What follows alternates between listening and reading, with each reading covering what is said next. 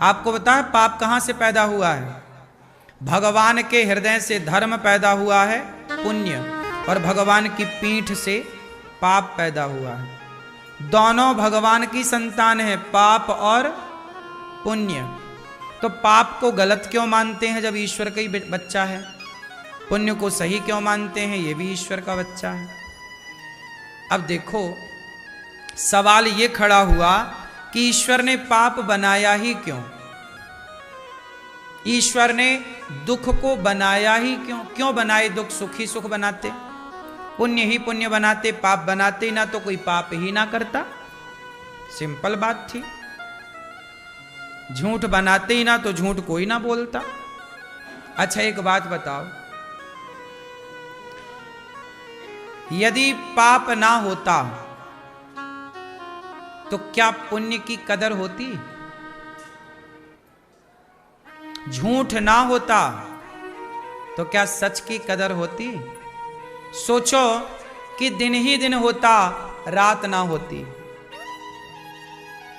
सोचो, इमेजिन करो कि दिन ही दिन होता, रात ना होती। तो रात ना होती तो दिन की कोई कदर होती?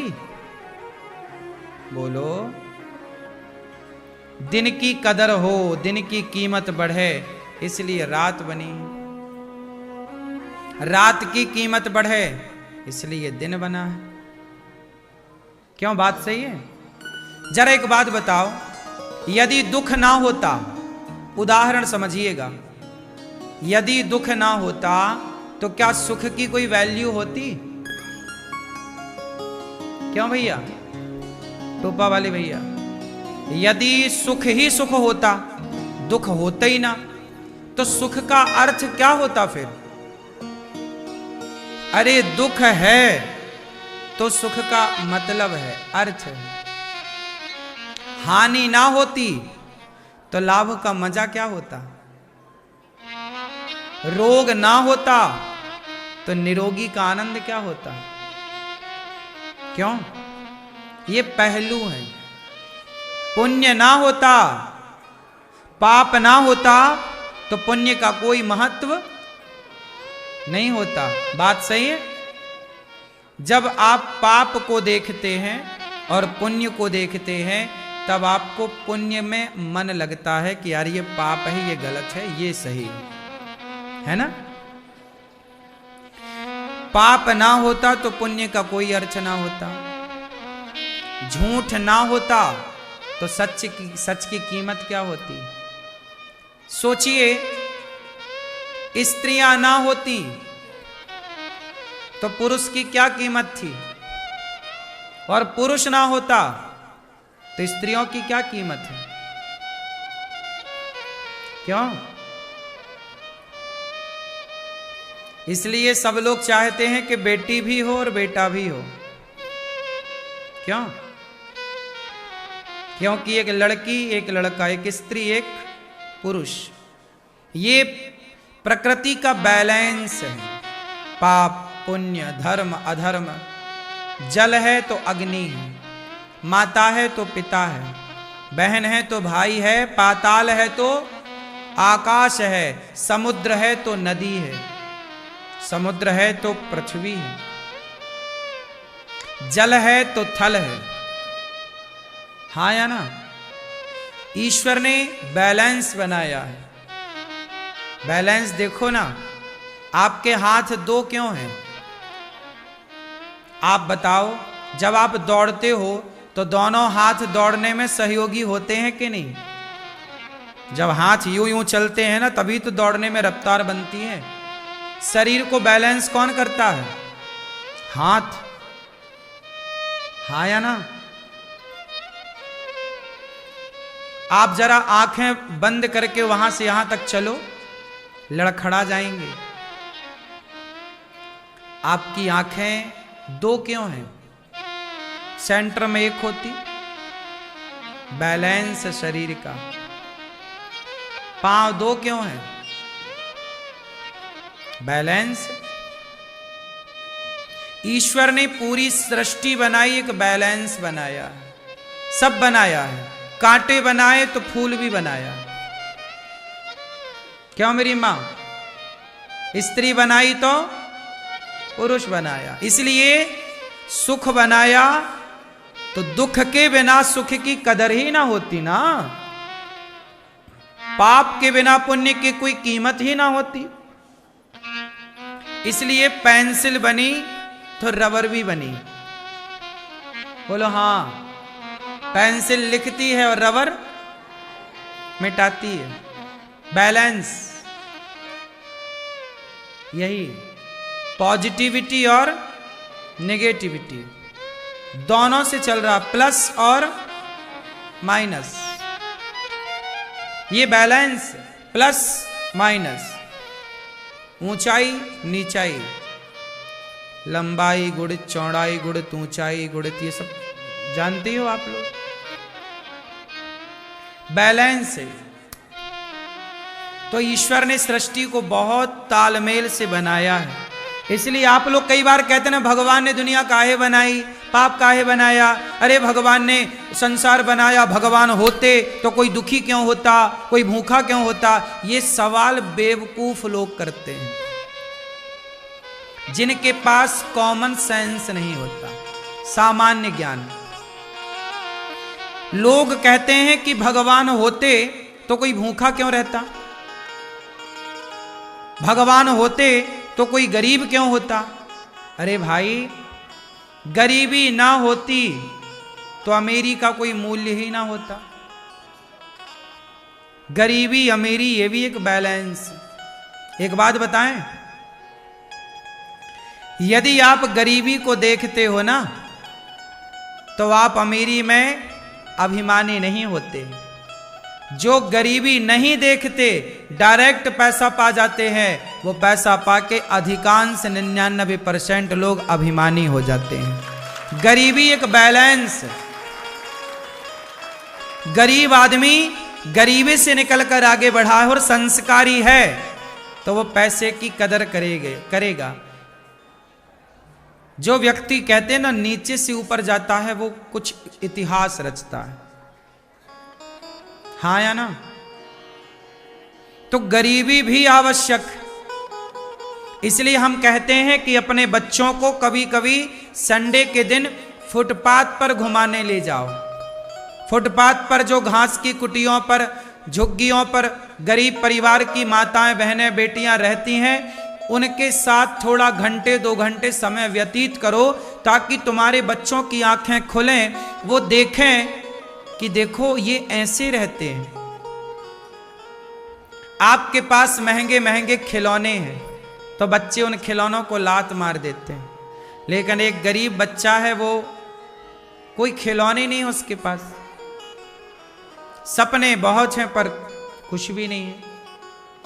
ये बैलेंस है ईश्वर का। इसलिए कदर करो चीजों की।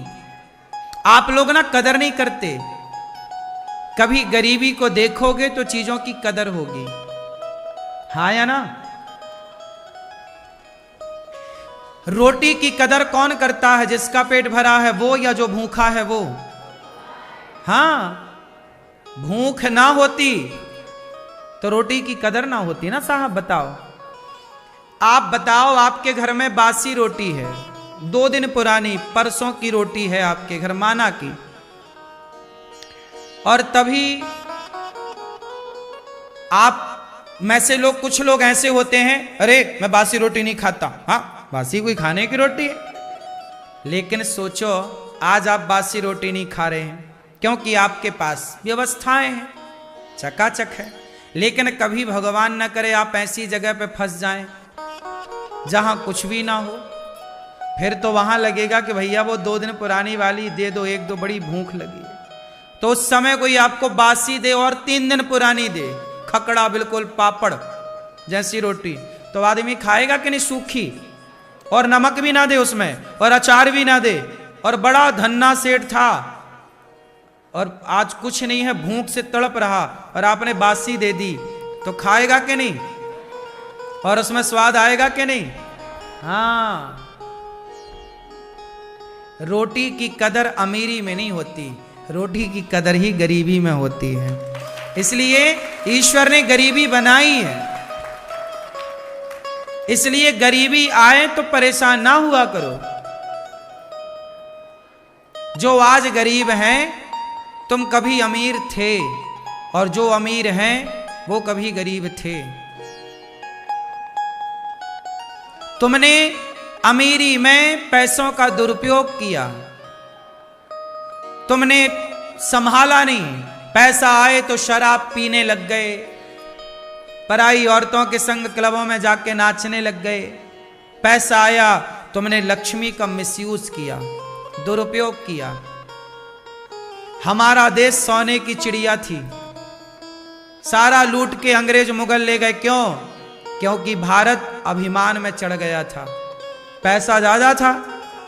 लोग नचनियों को बुला के नचवाते थे, मुंह में पैसा दबा के उससे खड़े होते थे तो वो ले लेती थी। तो ये पैसे का दुरुपयोग था। जब पैसे का तुमने दुरुपयोग किया, राजा महाराजाओं ने पैसे का दुरुपयोग किया, क्या क्या नहीं अत्याचार हुए पैसे से। जब अति हुई तो अंत भी हुआ। वो सोने की चिड़िया उड़ करके फुर्र से चली गई। क्यों उड़ गई भैया तुम्हारे देश से चिड़िया? क्योंकि तुमने पैसे का सदुपयोग नहीं किया। और आपके घर से भी सोने की चिड़िया उड़ जाएगी यदि आप पैसे का सदुपयोग नहीं करोगे तो। और लक्ष्मी सदा वहां आती हैं जो धन का सदुपयोग करते हैं। इसलिए गरीबी में घबराओ मत। वो बताने आई है कि देख कदर क्या होती है दाने दाने की। जब घर टपकता है ना बारिश में, तब कदर होती है छत की। सर्दी लगती है तो कंबल और रजाई की कदर होती, वरना गर्मी में तो लात खाते कंबल रजाई घूमते हैं। बोलो हाँ। गर्मी है तो रजाई कंबल की क्या वैल्यू है, लेकिन सर्दी आई तो लोग उसी को निकाल के रखते हैं। बोलो हाँ। फिर बैलेंस है, गर्मी है तो सर्दी है, अमीरी है तो लोग कहते ना हम गरीबी मिटाएंगे। मिटाना अच्छा है, आप मेहनत करेंगे, आप सफल बनेंगे तो गरीबी मिटेगी। लेकिन मैं आपसे एक बात कहूं कि आप गरीबों के पास जरूर बैठा करो, उनकी बातें जरूर सुना करो, उनके बच्चों को जरूर कुछ ना कुछ मदद किया करो। इससे क्या होगा? जन्मदिन मनाना है बच्चों को तो फुटपाथ पर चले जाओ, किलो 2 किलो रबड़ी ले लो, लड्डू बना लो, बढ़िया लड्डू बना के घर से ले जाओ। अपने बेटे के हाथ से गरीब फुटपाथ के बच्चों को अपने हाथ से दो। 2-4 किलो राशन बना लो, 2 किलो आटा पैक कर लो, 2 किलो चावल पैक कर लो, 1 किलो दाल पैक कर लो, 1 किलो शक्कर पैक कर लो, गुड़ पैक कर लो, थैला बना लो। और झुग्गियों में जाके बेटे के जन्मदिन पे 5-10 किलो का राशन दे दो, वो लोग रोटी खाएंगे। बच्चों को बताओ कि देखो इनके पास रोटी की व्यवस्था नहीं है, और तुम देखो आधी रोटी खाते हो और आधी फेंक देते हो। ये सब बताओगे तो बच्चे रोटी की कदर करेंगे। ये भी एक पढ़ाई है, क्यों? ये भी एक शिक्षा है कि नहीं? रोटी की कदर कैसे करेंगे बच्चे फिर? आज लोग आते हैं, एक रोटी की भूख होती है, 2 रोटी लेते हैं, एक खाई एक फेंक दी। शादियों में इतना बनता है कि आधा बर्बाद ही हो जाता है। राधे राधे। आशा करती हूँ आप सब स्वस्थ होंगे, मस्त होंगे और अपने अपने कामों में व्यस्त होंगे। अगर आपको ये कहानी अच्छी लगी है तो इसको लाइक, सब्सक्राइब और शेयर करें। अनिरुद्धाचार्य महाराज के लिए राधे राधे लिखें। जय श्री राधे, जय श्री राधे।